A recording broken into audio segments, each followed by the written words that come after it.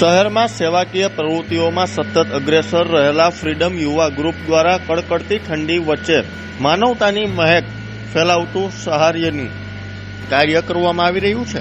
છેલ્લા 25 વર્ષથી સામાજિક ક્ષેત્રે સક્રિય રહેલું આ ગ્રુપ દરેક ઋતુમાં જરૂરિયાતમંદ લોકો માટે કાંઈક ને કાંઈક સેવા કાર્ય કરતું રહ્યું છે. આ વર્ષે પણ પરંપરાગત રીતે ધાબળા વિતરણનો સેવા યજ્ઞ યોજી ગ્રુપે સમાજ પ્રત્યેની પોતાની જવાબદારી નિભાવી છે.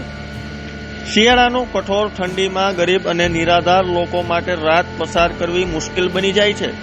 ખાસ કરીને હોસ્પિટલમાં દાખલ દર્દીઓના સગા, ફૂટપાથ પર વસવાટ કરતા લોકો તેમજ બાંધકામ શ્રમિકો માટે ઠંડી ગંભીર સમસ્યા બની રહી છે.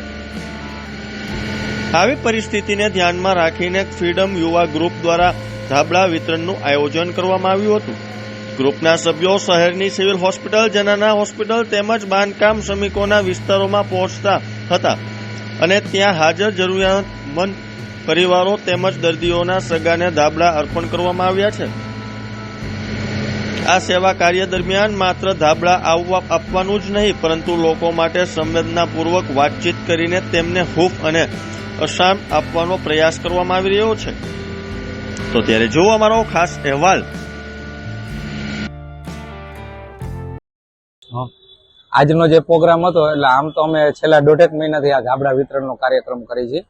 છેલ્લા 3-4 દિવસથી વધારે ઠંડી વધારે પડવા માંડી, એટલે અમે જનાના હોસ્પિટલ, સિવિલ હોસ્પિટલ અને હાથ હનુમાન લગી રોજ જાય છે ધાબળા વિતરણ કરવા માટે. અને જ્યાં એવું લાગે ત્યાં અમે ધાબળા વિતરણ કરીએ છીએ. ફ્રીડમ યુવા ગ્રુપમાં અમારો પહેલો પ્રોજેક્ટ છે ગાંધી વિચાર યાત્રા.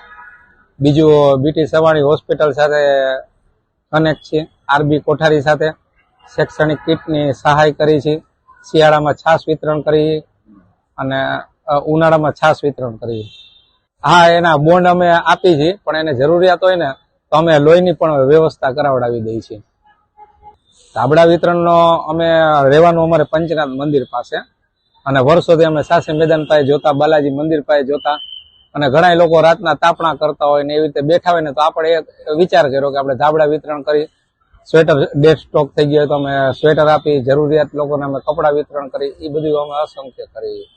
ના, આનો ખર્ચો તો અમારા જે દાતા છે ને એ જ અમને આ બધી વ્યવસ્થા કરી દઈએ, અને હજી પણ કહીએ કે કાંઈ પણ જરૂરિયાત હોય તો અમને કહેતા રહેજો આ બાબતને લઈને. તમે અમારું પંચનાથ મંદિર પાસે દીપક રેડીમેડ હાઉસ છે, અને અમારું યસ બેંકમાં એકાઉન્ટ છે. જેને પણ દેવું હોય એ ઓનલાઈન દઈ શકે છે.